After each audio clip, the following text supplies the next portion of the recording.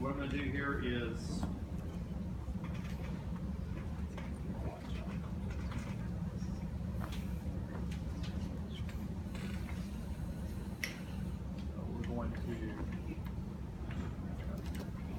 I'm going to basically cradle her head,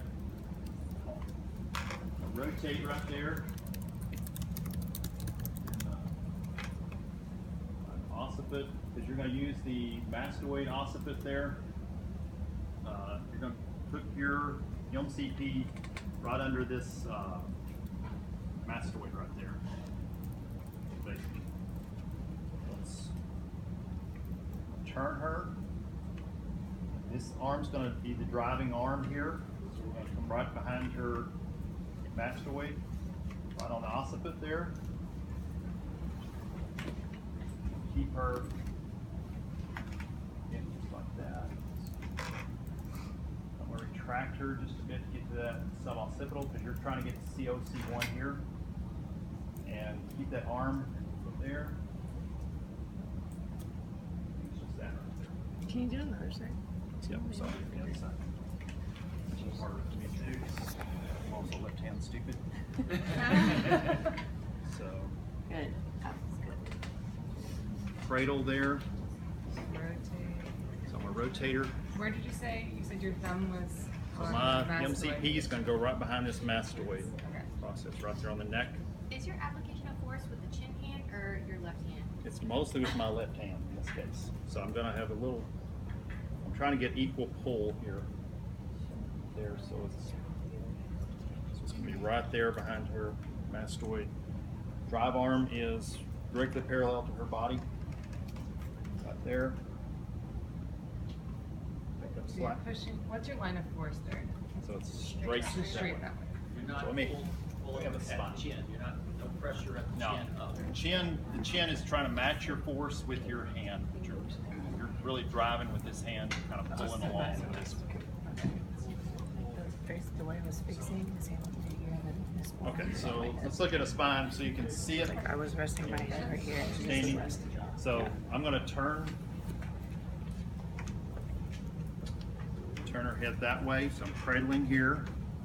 I'm going to take my hand right there. I'm putting it right there behind her mastoid, right on the occiput, and I'm going to turn and drive, and it's just shift with your body and drive in there.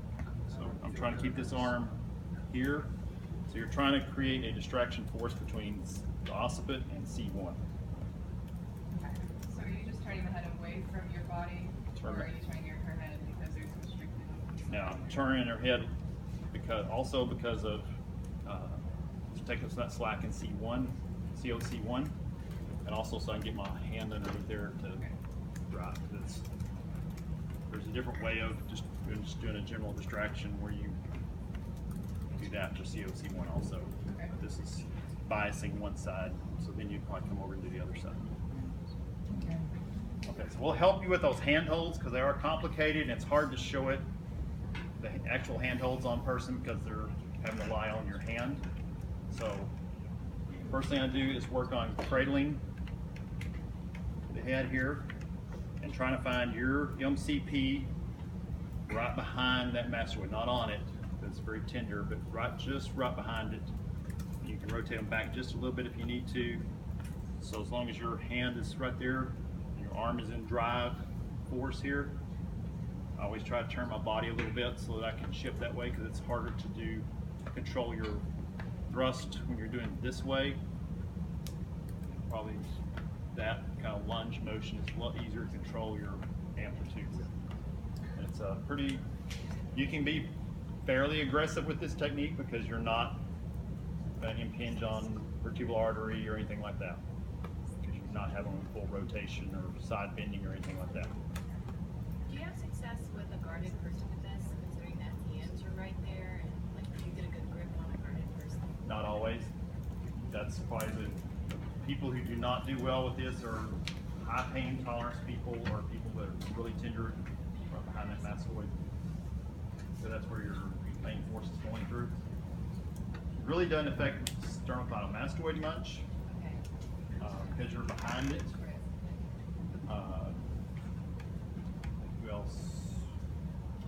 headaches sometimes don't tolerate this very well, it's good to do on them because it will really help their headaches. So tell them to